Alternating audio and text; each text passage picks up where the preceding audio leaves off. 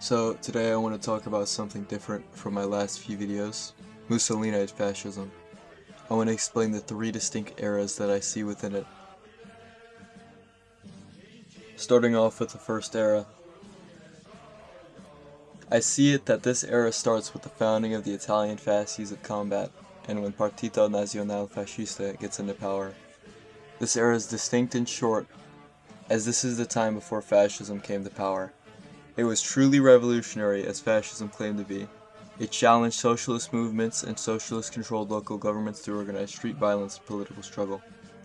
It didn't compromise and align with the conservative and liberal order. It was proud and revolutionary. To start off with its most distinctive characteristics, revolutionary syndicalism, futurism, and the avant-garde, and extreme anti-liberalism. This is the fascism that we should have gotten, pure and untainted, not forced to compromise with a liberal and conservative agenda.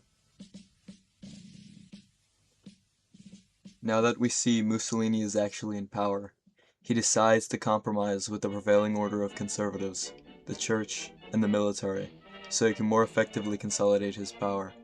This era of fascism is a big reason why we see fascism as right-wing, rather than something transcendent of the left and right as it truly is.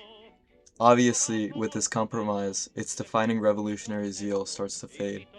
It moves from the radical syndicalism of the worker to the established employers under the corporate state.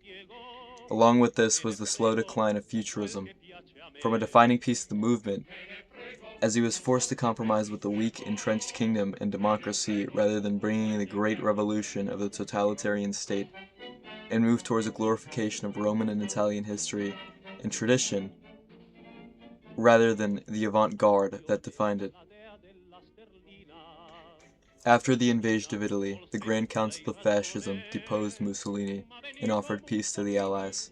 Shortly after this, just like every other Axis member that was surrendered during the Second World War, Italy was invaded by Nazi Germany, and Mussolini was restored to power under German influence.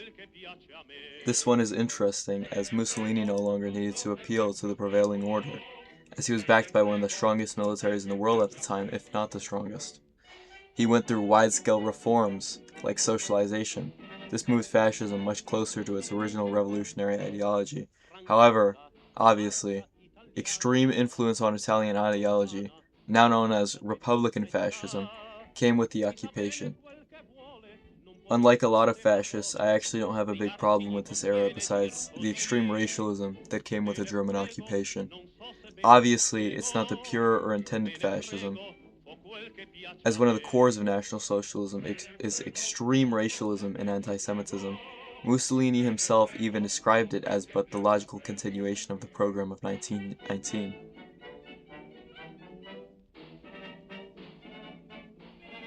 So, I'd like to end the video with a few words about the channel.